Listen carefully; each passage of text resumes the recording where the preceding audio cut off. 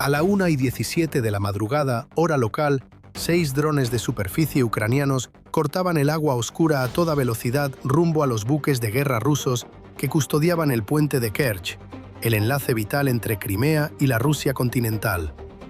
Sin que ellos lo supieran, un helicóptero ruso K-29 barría con su visor térmico las aguas tranquilas al sur del Cabo Megan, y el operador del sistema térmico estaba a punto de tener una sola oportunidad de detectarlos antes de que toda la noche se descarrilara. El operador de radar captó un retorno en el radar de búsqueda superficial a 12 kilómetros y lo reportó. Posible contacto, confianza baja. El piloto viró hacia el punto para investigar.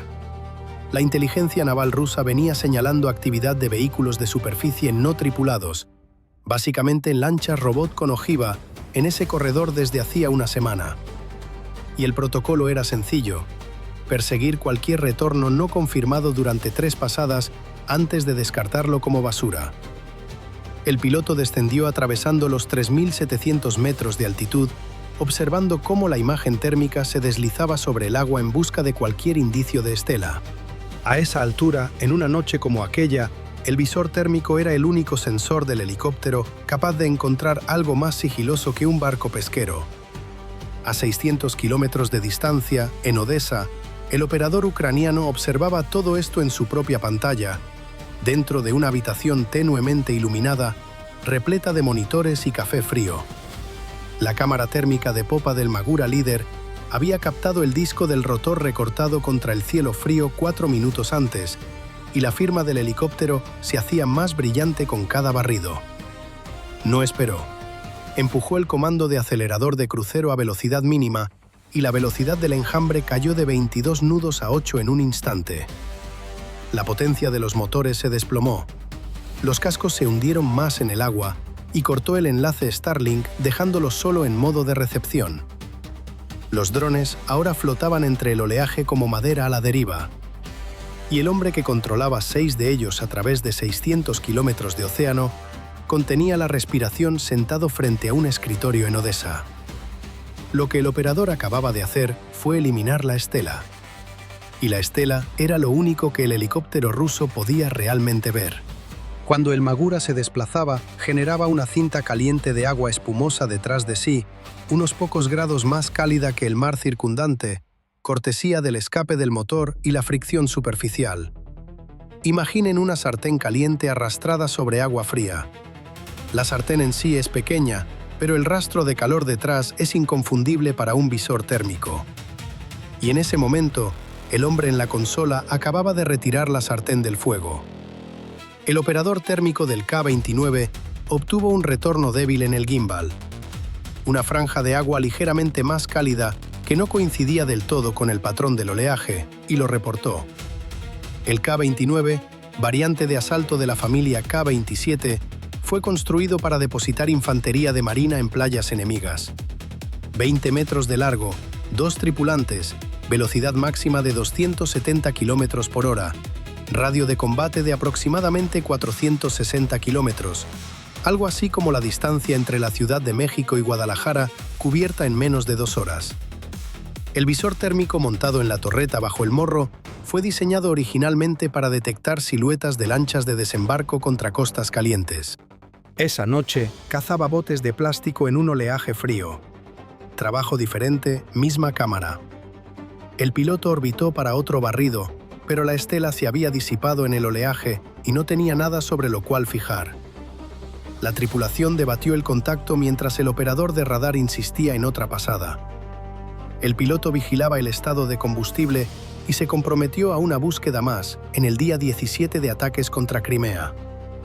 Uno no quema combustible persiguiendo fantasmas a menos que sea necesario. Y en ese momento no estaba seguro de si aquello era un fantasma o no. Nunca logró confirmarlo. La red del escuadrón estalló con tráfico que el piloto no quería escuchar. Reportes cortados apilándose uno sobre otro más rápido de lo que el controlador podía encauzarlos. El sitio de radar de Sebastopol bajo ataque. El depósito de municiones de Pervomaisk recibiendo impactos. El depósito de combustible de Serapul ardiendo. Múltiples radares de defensa aérea fuera de línea a lo largo de la península. El comandante de escuadrón retiró cada helicóptero disponible hacia el interior, con la voz tensa en el canal de llamada. Todos los helicópteros se reposicionaban hacia un territorio que de pronto estaba en llamas en 5 puntos simultáneamente. El piloto del K-29 acusó recibo del repliegue, ascendió a altitud de tránsito y viró al norte rumbo a Crimea. Era un profesional competente, haciendo exactamente lo que su entrenamiento dictaba. Había drones golpeando media docena de objetivos a lo largo de Crimea en ese momento, y él era el helicóptero más cercano a la mitad de ellos. En consecuencia, la caja de patrulla quedó registrada como negativa, probablemente un retorno falso. En Odessa, el operador observó cómo la firma térmica del helicóptero se desvanecía en la imagen de la cámara. 40 segundos después, aceleró el enjambre de vuelta a 22 nudos, las estelas reapareciendo en la caja de patrulla ahora vacía. Aquellos iconos rojos dispersos por el oeste de Crimea no eran ataques aéreos ucranianos al azar. Fueron cronometrados para arrastrar cada activo aéreo ruso tierra adentro en el momento exacto en que el enjambre de Maguras necesitaba una caja de patrulla vacía al sur de Peromeya. Piénsenlo como si tu esposa te mandara a 3 tiendas distintas por cosas que en realidad no necesita, solo para tener 2 horas a solas y preparar tu fiesta sorpresa de cumpleaños. Estás haciendo mandados reales, resolviendo problemas reales, y estás exactamente donde ella quiere que estés. El enjambre de Maguras cruzó la línea del Cabo Megán y se adentró en la aproximación al estrecho. En la pantalla secundaria del operador, la zona del puente se iluminó con incendios brotando a lo largo de ambas costas. Lanzamientos de misiles encendiendo el cielo desde las torres. El plan se sostenía hasta que los 6 indicadores de navegación se pusieron en rojo al mismo tiempo. Señal de GPS perdida. Cada dron en el mismo latido. Los Maguras habían caminado directo hacia la burbuja de interferencia electrónica rusa alrededor del estrecho, y cada receptor GPS del enjambre quedó sordo en el mismo instante. Sin GPS, los drones cambiaron a guía inercial. La guía inercial es como la brújula de tu teléfono hablando con el acelerómetro sin ningún mapa debajo. Puede decirte hacia dónde giraste y qué tan rápido, pero no puede decirte dónde estás. Solo recuerda dónde empezaste y suma cada movimiento desde entonces. Mantén un rumbo constante y una velocidad constante, y puedes sostener la ruta un rato. Eventualmente vas a derivar, pero la pregunta es, ¿cuánto antes de llegar al objetivo? El controlador en Odessa podía abortar e intentar rodearlos, pero la primera oleada de drones aéreos ya estaba sobre el puente. Las torres de defensa no iban a permanecer distraídas por mucho tiempo. Empujó los drones hacia adelante y apostó todo de ahí en adelante a la guía inercial y a la suerte. La deriva inercial se acumula a razón de unos pocos cientos de metros por hora, lo cual, a lo largo de 30 kilómetros navegando a ciegas, representa un margen de error aceptable. Esta noche, esa matemática tiene que funcionar a lo largo de 30 kilómetros en oscuridad total, atravesando un laberinto de obstáculos submarinos. Y un planificador de defensa aérea ruso en la isla de Tuzla está ejecutando exactamente el mismo cálculo de cono de deriva, pero a la inversa. El enjambre de Maguras penetró el campo de barreras. Las cámaras electroópticas se iluminaron con las puntas de los tetrápodos asomando sobre la superficie y las siluetas de barcazas recortadas contra el cielo nocturno. Puentes antidrones paralelos se arqueaban por encima como un techo de acero entre los drones y el cielo abierto. Ahora hay que observar lo que hay en el agua. Rusia ha dedicado 3 años a construir el corredor marítimo más defendido del planeta. Barcazas hundidas en 2 filas paralelas, redes antiembarcaciones no tripuladas, tetrápodos sumergidos, erizos metálicos y puentes antidrones paralelos con compuertas construidos junto al tramo principal. Nada de esto forma una pared continua, porque el estrecho de Kerch es una vía comercial activa y tiene que haber huecos. Es como una cerca de malla ciclónica que necesita dejar espacio para un portón cada 6 metros. La cerca funciona, el portón es el problema. Rusia sabe dónde están los portones. Ucrania también sabe dónde están. Es como ponerle 5 cerrojos a tu puerta principal y dejar la cochera abierta porque tu esposa siempre olvida el código. Y los drones traen una ruta precargada a través de esos portones con puntos de referencia almacenados en la memoria a bordo antes del lanzamiento, enhebrando el laberinto. Los drones atravesaron los huecos un punto de referencia a la vez, 5 metros de espacio libre a cada lado. Sin GPS, sin segundas oportunidades, si la deriva inercial se desviaba más de lo que los planificadores habían calculado. En la isla de Tuzla, un planificador de defensa aérea ruso observaba la pantalla táctica dentro de un vehículo de mando con el cono de deriva de esta noche ya calculado. El resplandor de la pantalla iluminaba el sudor en su rostro. Viento del suroeste a 8 nudos, corriente de 4 nudos hacia el este, y la deriva esperada a lo largo de 30 kilómetros navegando a ciegas arrojaba un desvío de aproximadamente 240 metros fuera de curso. Tenía el corredor de entrada mapeado en una caja de 800 metros en el costado sur del puente y ya había dado la orden. Llevaba un año corriendo estos números. Esta noche, por fin iba a descubrir si la matemática era correcta. Hay que prestar atención a lo que los planificadores rusos están haciendo aquí. Han reducido todo el problema de encontrar embarcaciones furtivas no tripuladas de noche a un problema matemático. La deriva inercial es predecible si conoces el viento, la corriente y el tiempo de recorrido. Y los rusos conocen los 3 factores. Pueden estrechar la posición probable del enjambre para cuando llegue al puente a una caja de 800 metros, lo cual es suficientemente pequeño para que operadores de drones de vista en primera persona con visores terminales puedan cubrirlo. Los equipos de drones de vista en primera persona de la flota rusa del Mar Negro llevan más de un año entrenando para atacar Maguras, y el obstáculo siempre ha sido la detección nocturna. No pueden vigilar todo el horizonte. Imagina saber que un venado va a cruzar por un claro específico a una hora específica. No tienes que rastrear todo el bosque. Solo te sientas en el claro y esperas. Los equipos de drones de vista en primera persona ya estaban posicionados a lo largo del carril de aproximación esperado, en la isla de Tuzla, en el cabo Fiolent al oeste, en el cabo Taquil al sur y a bordo de las propias lanchas patrulleras. Visores térmicos encendidos, drones armados, los 6 operadores escaneando su porción del horizonte en busca de la primera estela que rompiera la oscuridad del agua. Si el cono de deriva del planificador era correcto, el enjambre estaba a punto de caminar directo hacia la trampa. Si estaba equivocado, cada operador de drones estaría cazando agua vacía mientras 6 drones pasaban de largo. La estela del Magura líder apareció en la caja predicha a las 02:14 hora local. 3 operadores rusos captaron las estelas a segundos de diferencia entre sí, y 3 drones de vista en primera persona salieron disparados de sus rampas de lanzamiento cruzando el estrecho a 120 km por hora. Los pilotos rastreaban la estela en alimentación térmica sin que ninguno de ellos pudiera verla a simple vista. De vuelta en Odessa, el controlador vio las firmas de los drones enemigos florecer en su alimentación electro-óptica segundos antes del impacto. Sus manos arrancaron al dron delantero en un giro brusco a la izquierda mientras gritaba comandos evasivos en la red del enjambre. Un dron de vista en primera persona se estrelló contra el Magura líder en la proa. 320 kilogramos de carga moldeada estallaron en una bola de fuego que blanqueó 2 kilómetros del estrecho durante 2 segundos completos. ¿Qué fue lo que lo golpeó? Un dron de vista en primera persona de la flota rusa del Mar Negro. Un cuadricóptero del tamaño de un plato de comida cargando aproximadamente 1 kilogramo de carga moldeada. Velocidad máxima de 140 km por hora. Alcance de 8 kilómetros.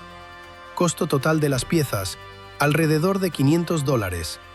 Construido en un garaje a las afueras de Sebastopol con motores chinos, una cámara térmica y un marco impreso en 3 dimensiones de fabricación rusa.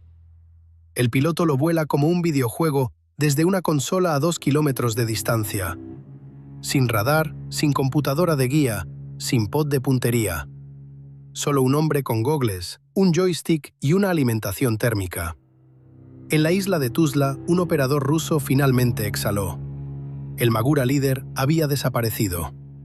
5 drones restantes, 28 kilómetros hasta las lanchas, y los rusos sabían exactamente dónde buscar.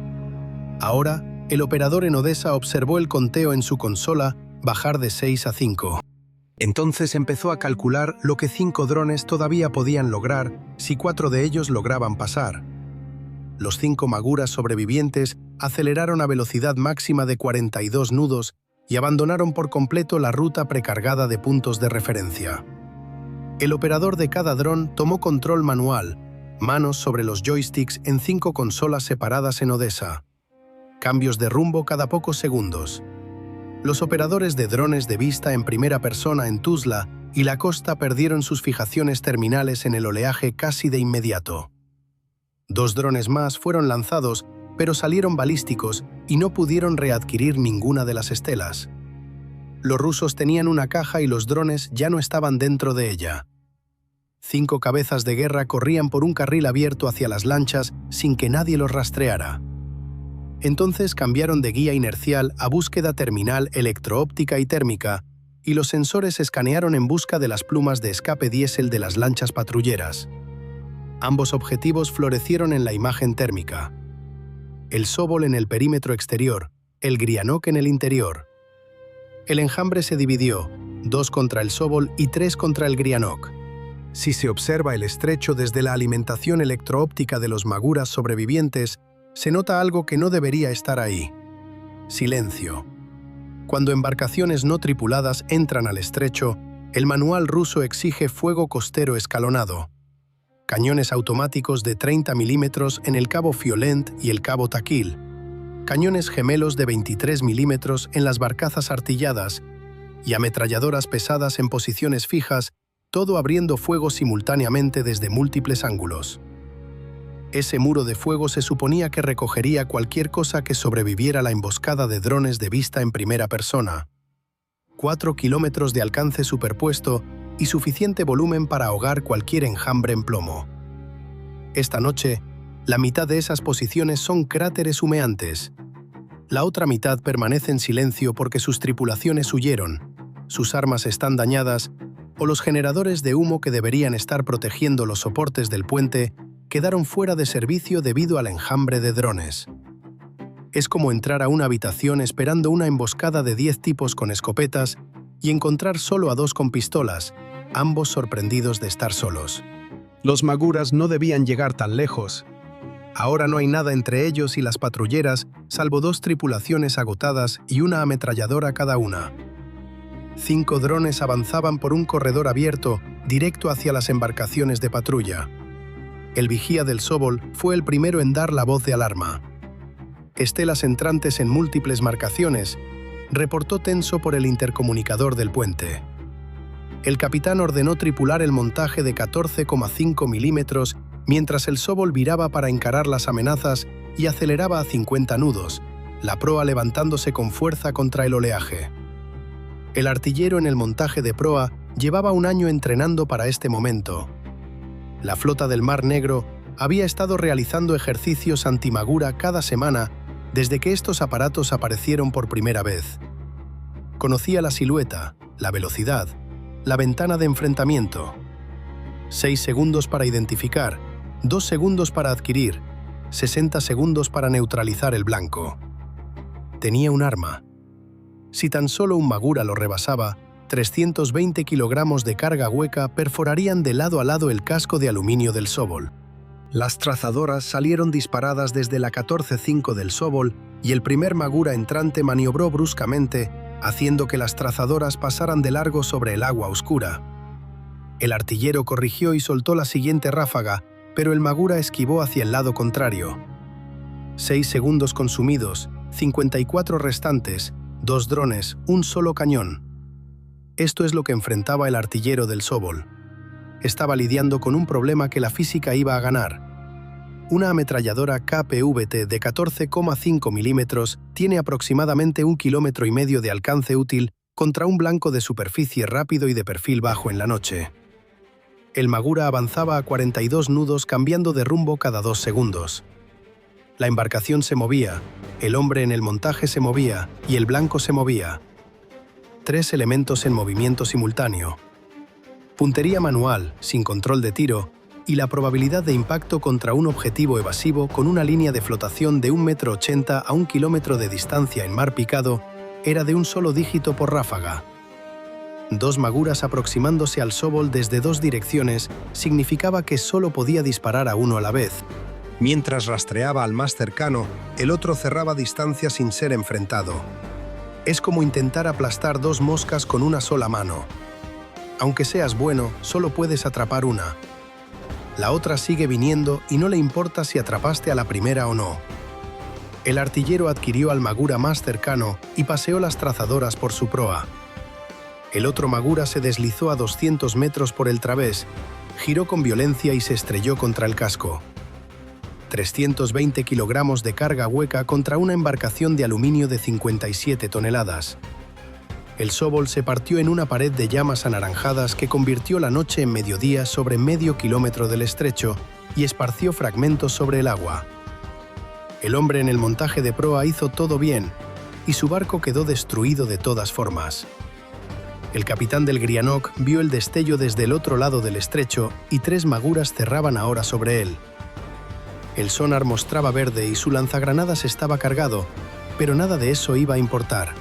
El Grianok en sí, proyecto 21980, antisabotaje, 138 toneladas, 31 metros de casco de acero soldado, velocidad máxima de 23 nudos, tripulación de 8. Costo unitario de aproximadamente $20 millones. El tipo de cifra que en otra vida compra un penthouse en Manhattan con vista. Cada sistema a bordo fue diseñado para detener buzos enemigos. Esta noche estaba combatiendo lanchas. El capitán empujó los aceleradores al máximo y viró a estribor. 23 nudos, más rápido de lo que ese barco volvería a navegar jamás. Más lento de lo que el magura venía por él. Aquí está la parte que la Armada rusa pasó una década haciendo mal. Cada arma en el Grianok fue construida para pelear una guerra que nunca se presentó.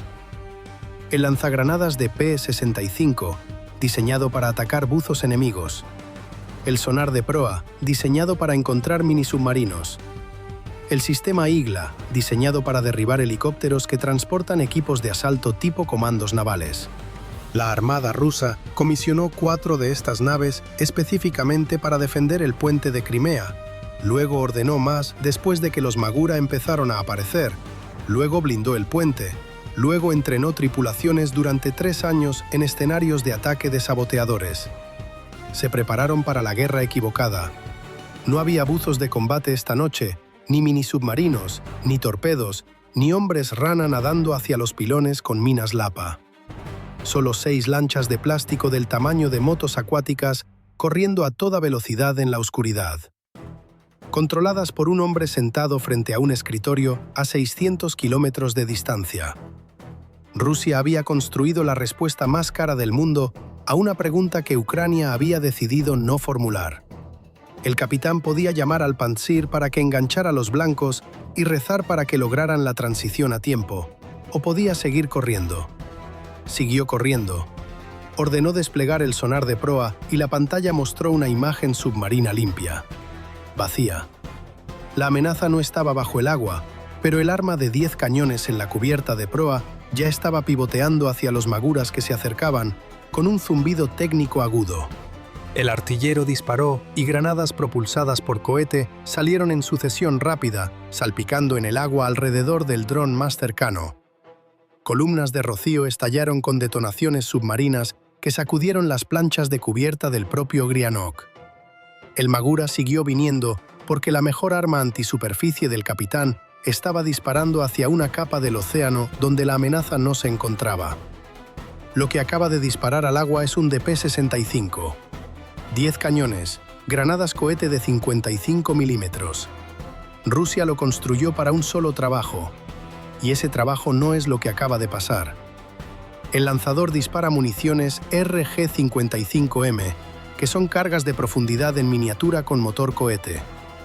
Están diseñadas para impactar el agua, hundirse a una profundidad preestablecida y detonar cerca de buzos de combate o minisubmarinos con un alcance de unos 500 metros bajo la superficie. Técnicamente se puede disparar contra blancos en superficie, pero la ojiva está construida para onda de choque subacuática. Los cohetes no son guiados y la dispersión es impredecible. Es como arrojar plomos de pesca contra una lancha rápida. Sí, técnicamente se puede, pero los plomos están hechos para hundirse. La lancha está sobre el agua y tú estás llevando una caja de aparejos a un tiroteo. El artillero de 14-5 del Greenock abrió fuego y las trazadoras se arquearon hacia la oscuridad, el martilleo del arma vibrando en la cubierta de proa. El primer Magura esquivó por el través y el segundo ya estaba dentro de 500 metros por la aleta de babor. Demasiado cerca, demasiado rápido. Ninguna segunda ráfaga iba a alcanzarlo. Si se mira arriba, sobre el puente, hacia las torres que han estado disparando toda la noche, ahí está un Pantsir S-1M, el sistema ruso de defensa aérea móvil de corto alcance. Es lo único que podría salvar al Greenock en este momento, y no va a hacerlo. El Pantsir S-1M es la única defensa de punto real que tiene el puente. Radar de búsqueda con antena de fase, seguidor de control de tiro, 12 misiles por lanzador, más un par de cañones automáticos de 30 milímetros capaces de destrozar un blanco a 1 kilómetro de distancia con 5.000 disparos por minuto. Las torres han estado ocupadas iluminando la oleada de drones de primera persona durante los últimos 30 minutos. 2 de las 3 ya agotaron sus misiles y la tercera apenas conserva 4, mientras la tripulación sigue persiguiendo drones entrantes con el radar para intentar derribarlos. Ahora esa misma tripulación tiene que abandonar el combate aéreo y girar el radar 180 grados, de arriba y noroeste hacia abajo y sur. Luego bajar el cono de elevación y readquirir embarcaciones rápidas y rasantes contra las que el sistema nunca fue entrenado para pelear. Ese tipo de cambio de modo se mide en decenas de segundos, no en los pocos segundos que la tripulación del Pantsir tiene disponibles. Los Magura están prácticamente encima y la transición es demasiado lenta. Si la tripulación del Pantsir hubiera iniciado el cambio en el instante en que la emboscada de drones de primera persona falló, estarían listos justo ahora. No lo hicieron. La tripulación del Pantsir observa las estelas a través del visor óptico, sabiendo que no pueden disparar a tiempo, sabiendo que ya es demasiado tarde. Es como pasar toda la noche espantando mosquitos en el porche y luego mirar hacia abajo para darse cuenta de que un mapache ha estado revolviendo los botes de basura todo el rato, mientras tus manos siguen arriba junto a las orejas. El radar de la tercera torre finalmente logró enganchar una traza limpia en superficie. La computadora de control de tiro procesó los datos y el cañón automático de 30 milímetros giró para apuntar en travesía. 20 segundos dentro de una transición de 30, con un Magura ya dentro del alcance terminal. El segundo Magura detonó contra la aleta de popa del Greenock. La ojiva completa, 320 kilogramos, golpeó directamente la sala de máquinas. ¿Qué fue lo que acaba de perforar al Greenock? El Magura V5. 5 metros y medio de fibra de vidrio con perfil bajo, impulsado por un motor fuera de borda de 450 caballos de fuerza. Velocidad máxima de 42 nudos. Alcance de 800 kilómetros. Aproximadamente la distancia de conducir de Chicago a Nashville, cubierta por un robot. Ojiva de carga hueca de 320 kilogramos en la proa. Operación remota alimentada por Starlink. Costo unitario de $273.000. Lo que una agencia de autos de lujo cobra por una camioneta usada. Y el casco de acero de 138 toneladas se partió desde el punto de impacto con un estallido que retumbó a través del estrecho.